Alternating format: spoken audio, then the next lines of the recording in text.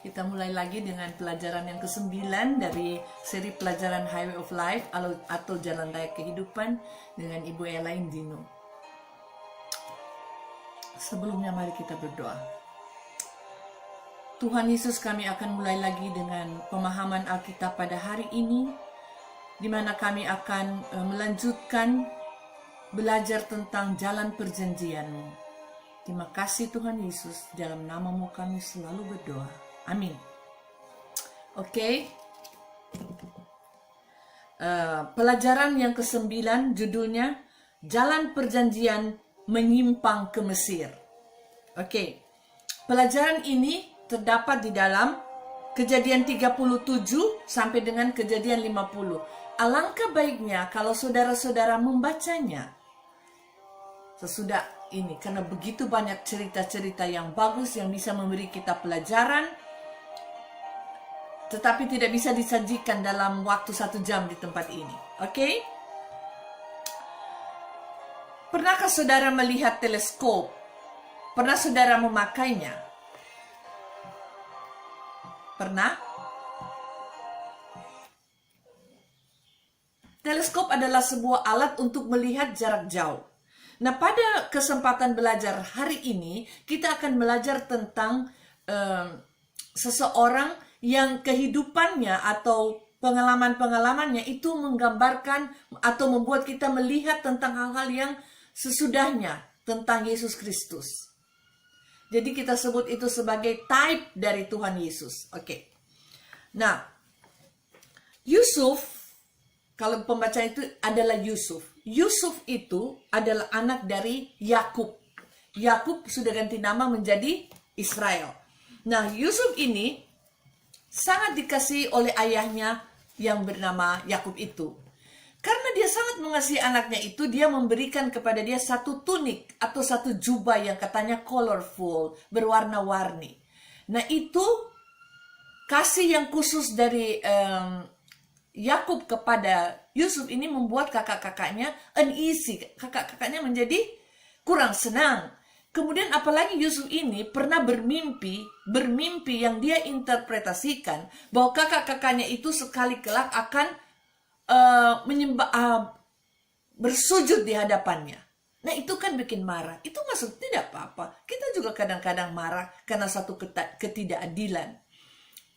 Jadi dengan melihat bahwa bagaimana ayahnya mengasihi Yusuf ini, kakak-kakaknya menjadi marah. Tidak apa-apa. Keadilan membuat memang manusia marah. Tetapi bagaimana kakak-kakaknya itu bereaksi yang salah. Membuat cerita jadi pendek, kan saudara-saudara akan baca sendiri. Jadi Yusuf ini disuruh ayahnya satu kali untuk pergi ke padang untuk melihat kakak-kakaknya apakah mereka baik-baik saja karena mereka mengembalakan kambing domba. Ketika dia sampai di situ, mereka bisik-bisik, sudah datanglah ini tukang mimpi katanya, Joseph the Dreamer. Kemudian mereka berkata, mari kita bunuh dia. Tapi ada diskusi, jangan bunuh. Masukkan saja dia ke dalam sumur, kata Ruben kakak yang tertua. Dengan thinking bahwa satu kali dia akan kembali dan keluarkan Yusuf. Tetapi apa yang terjadi ketika datang satu karavan, Yusuf itu dijual oleh kakak-kakaknya kepada karavan pedagang, saudagar-saudagar pedagang ini. Sesudah itu apa yang terjadi? Saudagar-saudagar ini menjual lagi Yusuf kepada seorang Mesir namanya Putifar. Oke, kita lanjut.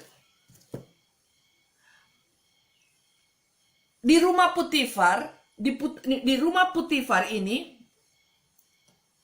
kita bisa baca dalam Kejadian 39 ayat 2, begini bunyinya. Tetapi Tuhan menyertai Yusuf, sehingga ia menjadi seorang yang selalu berhasil dalam pekerjaannya. Maka tinggallah ia di rumah tuannya, orang Mesir itu.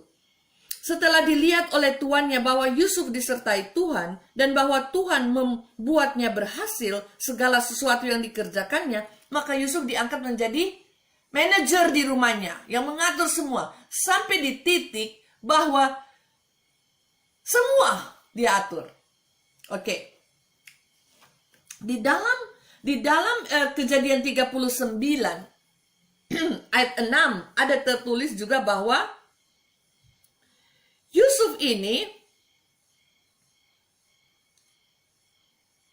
Yusuf ini katanya manis sikapnya dan elok rupanya. Berarti dia ganteng dan baik hati sekali, sweet, a sweet person, soft, bicara soft dan lain sebagainya. Nah, istri Potifar ini flirt, dia birahi terhadap Yusuf dan menggoda Yusuf. Tapi Alkitab berkata, kalau kita nanti baca sendiri di rumah, Alkitab berkata bahwa dia menolak.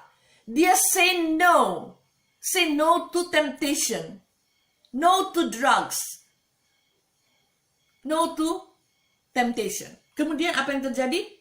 Tetapi perempuan ini terus saja menerus menggoda dia. Akhirnya satu kali Alkitab berkata dia tidak mendengarkan godaan itu, atau bahasa Manado tekeng pongo. Dia tidak mau dengar. Tetapi terus menerus sampai satu kali waktu tidak ada orang di rumah itu, perempuan itu tarik bajunya, tapi dia lari. Itu ceritanya. Sehingga dia lari, tapi karena dia lari dan tidak berhasil, perempuan ini buat kesaksian palsu pada suaminya dan mengatakan bahwa Yusuflah yang menggoda dia. Buktinya ada bajunya Yusuf yang tertinggal. Nah, saudara-saudara sekalian, dapat godaan buat apa? Say no. Jangan dengar. Ketiga, lari. Jauhkan diri dari godaan. Nah, demikian. Saudara, jangan percaya itu orang manis. Orang yang bilang cinta-cinta begitu, yang di luar nikah, dan jangan percaya. Karena mereka itu jahat. Lihat apa yang terjadi. Tidak diterima, dia jahat. Jangan percaya itu mulut manis dari penggoda. Terus, kemudian Yusuf itu dimasukkan dalam penjara karena suaminya percaya. Dan apa yang terjadi? Di dalam penjara, kepala penjara melihat bahwa Yusuf itu disertai Tuhan.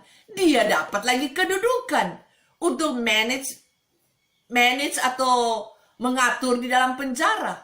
Kan di dalam penjara dengan orang-orang tahanan itu perlu orang hebat yang mengatur. Nah, kemudian datang 2 lagi orang masuk penjara. 2 lagi masuk tutupan. 1 chef minuman, 1 chef koki roti dari Firaun, Raja Firaun. Nah, buat cerita pendek, 2 orang ini bermimpi. Kemudian Yusuf dia menafsirkan mimpi itu. Ternyata terjadi. Yang satu binasa, dihukum mati. Yang satu kembali ke Firaun dan melayani. Kemudian satu kali Firaun lagi bermimpi. Mimpi Firaun adalah 7 sapi gemuk dan 7 sapi kurus. Dan sapi kurus ini makan sapi gemuk. Kemudian dia juga melihat ada gandum yang gemuk-gemuk, kemudian datang gandum yang kurus-kurus memakan. Dia bingung, apa artinya mimpi ini? Kemudian itu tukang minuman raja itu yang pernah mimpinya diinterpretasi benar, ditafsir benar, dia bilang, oh, di dalam penjara situ ada seseorang yang pernah menafsirkan mimpi saya. Akhirnya Yusuf dipanggil. Alkitab berkata, Yusuf mencukur rambutnya rapi-rapi, dia pergi. Kemudian raja menceritakan mimpinya. Oh, langsung Yusuf mengatakan bahwa itu akan ada 7 tahun kelimpahan, kemudian ada 7 tahun kelaparan. Kemudian Yusuf juga bilang, berarti kita harus bikin begini. Firaun senang. Oke, lagi-lagi Allah menyertai Yusuf, dan Yusuf diangkat lagi sebagai manajer di Mesir yang mengatur. Mungkin dia menteri pangan atau lain sebagainya. Sampai di dalam Alkitab berkata bahwa Yusuf cuma lebih rendah di throne, kursi tahta kerajaan. Hanya itu yang Firaun lebih tinggi. Selebihnya Yusuf atur semua. Kemudian dan hanya istrinya saja yang tidak ada kekuasaan dari Yusuf untuk istrinya. Gitu. Mantap. Kemudian Yusuf antara lain yang dia atur adalah dia memilih penilik-penilik. Penilik-penilik ini mengatur ini untuk mengatur itu makanan. Penyimpanan makanan. Dan dia katakan 1/5 dari hasil semua itu disimpan. Sama dengan bulog. Begitu disimpan. Kemudian per kota. Well arranged. dan sukses. Kemudian 1/5 itu 20%, dan 20% dari income simpan. Kemudian kita lanjut. Akhirnya Yusuf itu dalam Kejadian 39 ayat 41 itu ada pelantikan.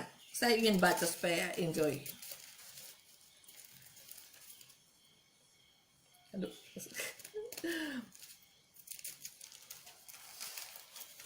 Pelantikan 41.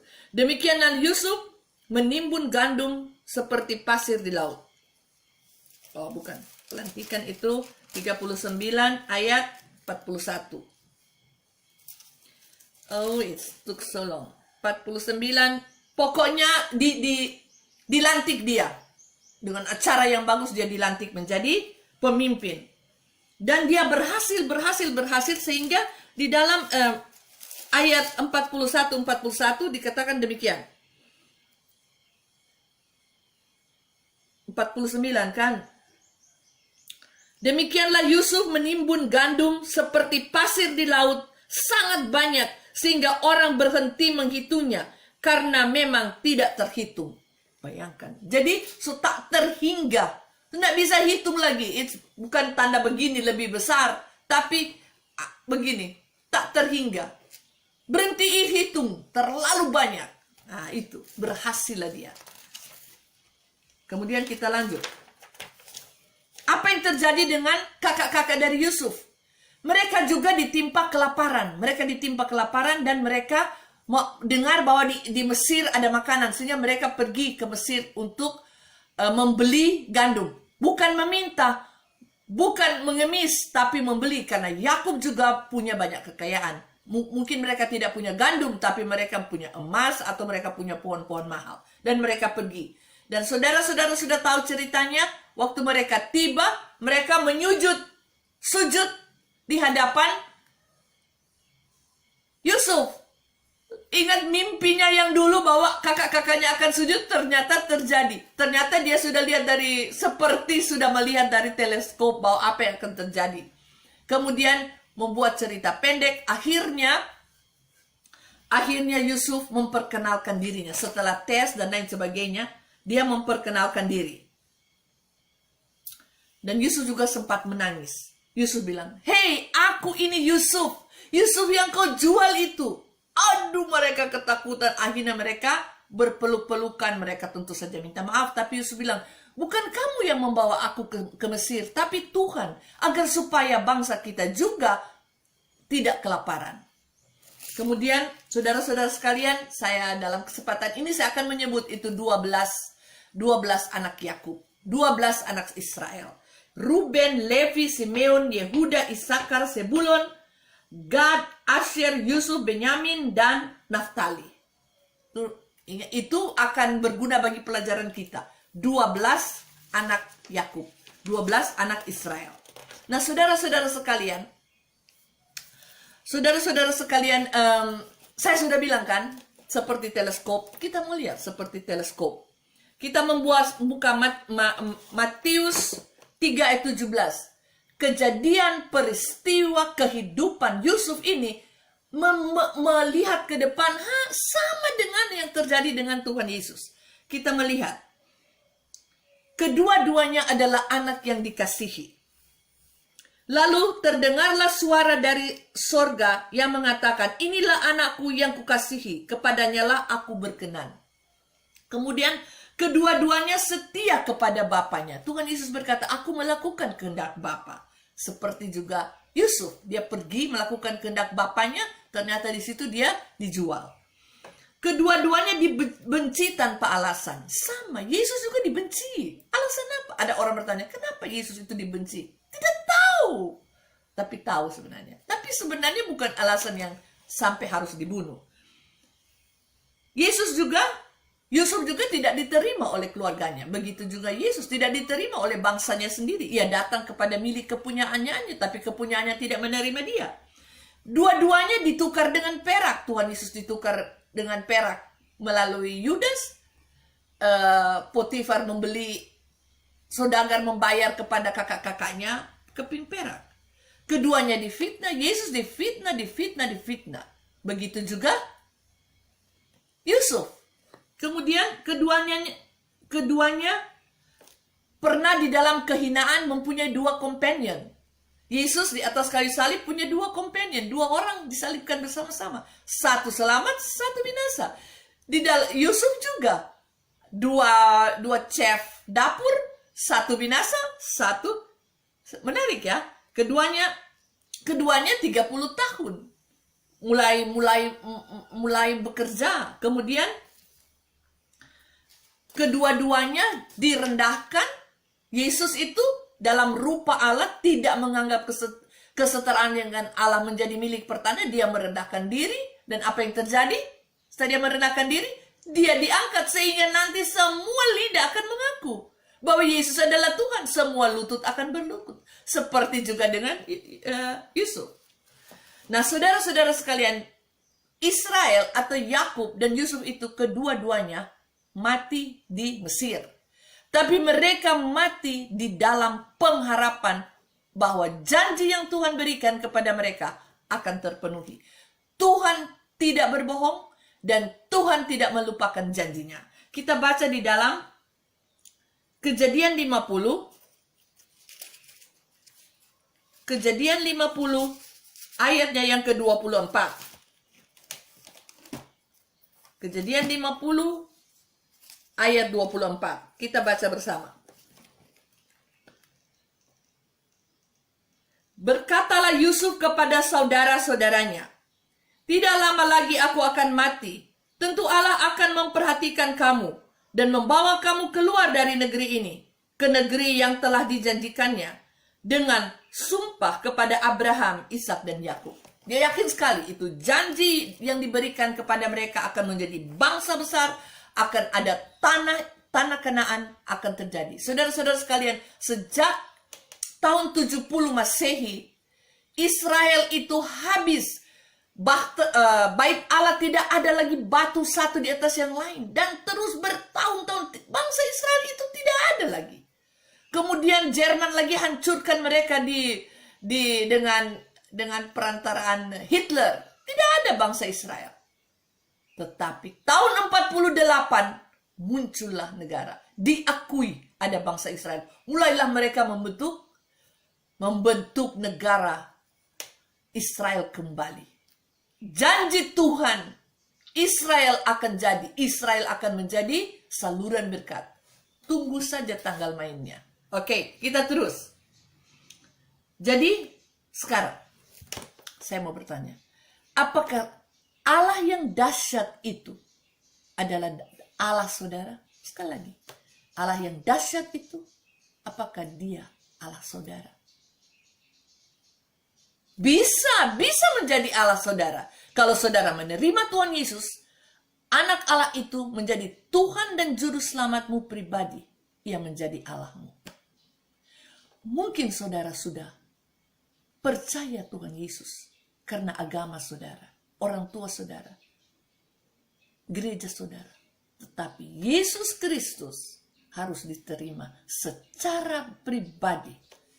Bukan dengan seremoni, bukan dengan baptisan, bukan dengan upacara. Secara pribadi, kau datang kepada Tuhan Yesus. Tuhan Yesus, saya percaya akan pekerjaanmu di atas kayu salib. Saya mau menerima engkau secara pribadi.